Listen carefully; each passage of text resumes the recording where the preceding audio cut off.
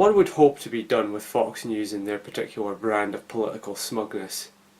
Especially since all the changes in culture, whether it be the acceptance of secularism or the legalization of recreational marijuana in certain states, have indicated that their side is losing and losing hard. Of course, the greatest weapon of the thick and insane is not realising when they've lost an argument, so despite losing, they continue to shout their rhetoric through the screen towards anyone who listen, giving the impression of a group of residents at a mental asylum yelling out the front windows before being tackled by an orderly. Their desperation came to a peak when they brought out a segment showcasing a couple of factory-made puppets bickering and talking over each other, after which they introduced the Muppets. It is fitting, since I had assumed from day one that everything Bill O'Reilly said was being controlled by a hand up his arse. Right? Tide goes in, tide goes out. Never a miscommunication. You can't explain that. You can explain why the tide goes in. Tide goes in, tide goes out. See, the water, the tide comes. I hear the hand squeezes his liver when they want him to cut the guest's mic. Whilst one could mistake Fox News for being a game show where privileged white contestants battle for attention against on-screen graphics, it doesn't mean that they don't occasionally touch on something deadly serious. Something that just might relate back to that clip of the Muppets I showed earlier. Welcome back to Follow the Money. The Muppets are back and being terrorized by an evil oil executive in their new movie. Liberal Hollywood depicting a successful businessman as evil. That's not new. Yes, forget all those other newsworthy items. Hollywood is attempting to brainwash our children with leftist ideals through the use of anthropomorphic creatures made out of felt. Well, I'll tell you something, this would never have happened back in the old days. Back then, most filmmakers were content with utilising straight and humourless old men to put across their message. Straight being the word in this classic piece of factual accuracy in which innocent young boys meet their dooms at the hands of the homosexual. One never knows when the homosexual is about. Really? I thought this was obvious. Of course, nowadays, filmmakers are all lefty liberal types and have moved away from the wholesomeness of putting teenage boys on probation for being bummed against their will to utilising puppets in their attack on the altruistic job creators of their nation. So naturally, here come the masters of seeing things that are not there, Fox News, using all their power and influence to ask one simple, important question. Is liberal Hollywood using class warfare to kind of brainwash our kids? No. Yeah, absolutely. And they've been doing it for decades. I mean, Hollywood, the left, the media, they hate the oil industry. They hate corporate America. Yeah, I mean, those Transformers movies totally weren't a cynical attempt to rip money out of the hands of the brain-dead movie-going public. And those Fast and Furious films, I mean, who paid money to see all 6 of them?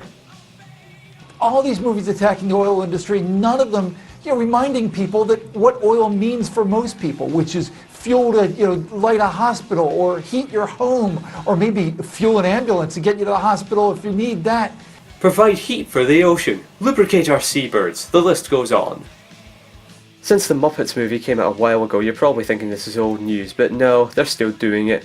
They went after the Lego movie for similarly making a villain out of a corporate CEO to no doubt brainwash more children into the malevolent lefty cult. Of Hollywood pushing its anti-business message to our kids. First it was the Muppets movie. Remember they used an oil baron as the enemy? It's kind of weird that they would even try to push this whole think of the children argument, considering they had no problem with The Incredibles. A film which has been latched onto by the right wing as demonstrating the horrors of government regulation and espousing Randian philosophy, something that the centrist director Brad Bird considered silly. Basically, it's only okay if the right wing does it, but the whole idea is absurd anyway. The thing is, Hollywood doesn't care about messages or satire or anything like that. Case in point, the classic film Death Race 2000, a fun and clever little film starring David Carradine in an outfit I'm sure he didn't feel comfortable in, that satirised the role of televised sports in society through a fictional cross-country race where the drivers gain points by running over innocent people. Naturally, it was remade by Paul W.S. Anderson, the man who brought us Soldier, the sexiest sci-fi movie ever made, and as can be expected, all the humour and satire was dumped in favour of a story where Jason Statham is a manly man arrested for a manly crime he didn't manly commit. Watch as Statham manly beats people up and manly pulls a face like a bulldog licking piss off a nettle, and look, lady bumps. Core, look at them, eh? Four. I'm not entirely sure what the message of this scene is supposed to be, but judging by the looks of these female prisoners, it's that if you happen to be dating an extraordinarily beautiful woman, sleep with one eye open. In case. And you will be my next victim. I keep pulling knives in my videos. I might have a problem. Satire and social commentary is to Hollywood what hiding a razor blade in every third Mars bar would be to Nestle. Unprofitable. The only thing they care about is money. And they know that in order to get money, you don't just appeal to what people like, you appeal to what they hate as well. I mean, who doesn't hate these pricks? Look at them! Look at them! Counting money and smoking cigars. Look at them! That's what rich people do, right? Well, look at them! Not working or anything, just being rich. Look at them! Look at them! Of course you hate them. For every bit of back-breaking labour that you contribute, they do a line of coke off a hooker's rack. And they know you hate them. Say what you want about individual writers and directors, but that's my extremely cynical theory as to why we see so many movies where the villain is a shady corporation or a CEO who wants to take away people's freedoms or destroy the rec centre or steal the chipmunks from Jason Lee. They don't care if you hate them, as long as they can make money off it. So calm down, Fox News. Don't worry. All you're seeing is just another cog in the machine that you love so much. Another way for our heroic money-bloated leaders to cleverly, distribute their wealth by capitalising on the dreams and emotions of the public, giving birth to a new age. An age of terminal capitalism where armoured towers of multinational corporations rise above the ruins of the democracies that gave them birth. Oh, sorry. I accidentally went off script and started reading off the opening text crawl for Johnny Mnemonic. But still, don't worry. And I wouldn't take the title of the Muppets' next film, The Muppets Shit Down Donald Trump's Face, completely seriously. This has been the Point and Laugh Show, and I'll leave you with a video of Kermit and Miss Piggy taking about a minute to say something that took me, however long this video is to say. Bye bye!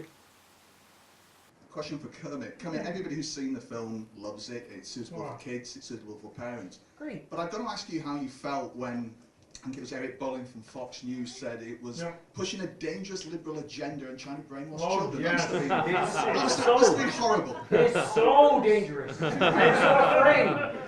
No, you know, it's a funny thing. They were concerned about us having some prejudice against oil companies, and I can tell you that's categorically not true. And besides, if we had a problem with oil companies, why would we have spent the entire film driving around in a gas-guzzling Rolls Royce? He's got a point. It's almost as laughable as accusing Fox News as, you know, being news.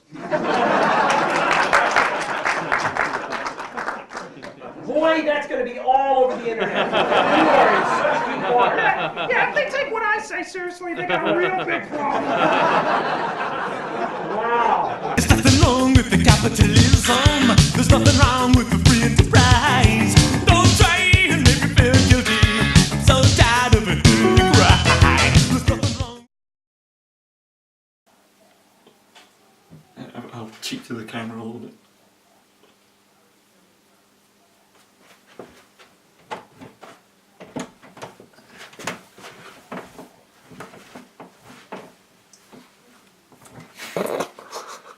Alright, try that again actually.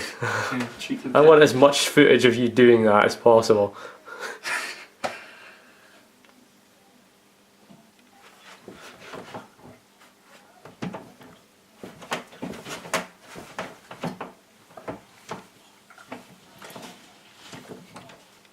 Keep going, Dal. You hate that door. You want to beat it. I don't know what you're... I suppose this will make for something good to appear at the end of the video. That's enough. Okay.